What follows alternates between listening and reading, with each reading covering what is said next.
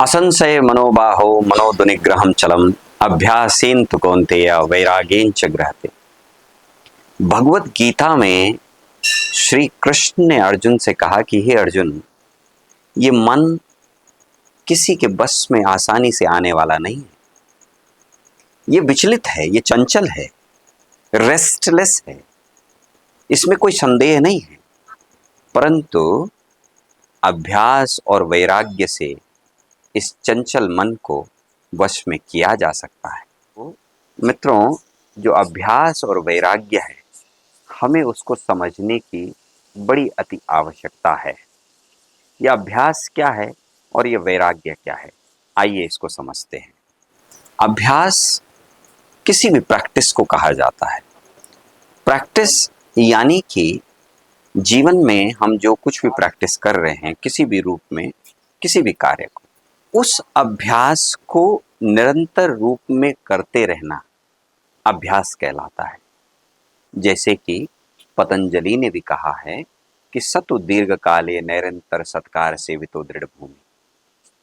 कोई अभ्यास लंबे समय तक निरंतर रूप में सत्कार के साथ सेवा भाव से तब तक करना चाहिए जब तक कि उसकी दृढ़ भूमि प्राप्त नहीं हो जाती है, उसे अभ्यास कहते हैं। लेकिन वैराग्य क्या है? बहुत सारे लोग वैराग्य को डिटैचमेंट समझते हैं, और डिटैचमेंट को बहुत सारे लोग समझते हैं कि सब कुछ का त्याग कर देना, सारी चीजों का त्याग कर देना। यहां पर वैराग्य का अर्थ वो नहीं निकल करके आता है। वैराग्य का अर्थ ये भी होता है कि जो आप अभ्यास कर रहे हैं उससे अपने आप को बांधना नहीं।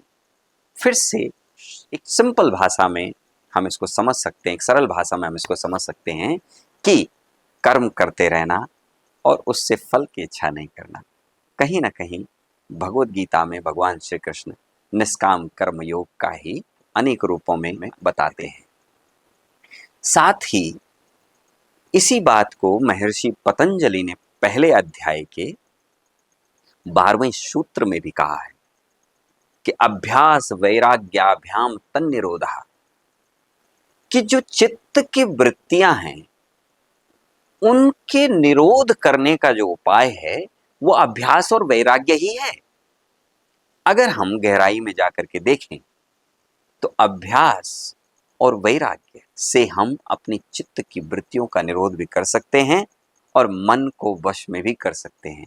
भगवत गीता मन को वश में करने की बात कहती है, पतंजलि योग सूत्र चित्त की वृत्तियों का निरोध करने की बात कहती है। लेकिन यहाँ पर समझिए, मन वश में होगा तो चित्त की वृत्तियों का निरोध स्वतः ही होगा। प्रणाम।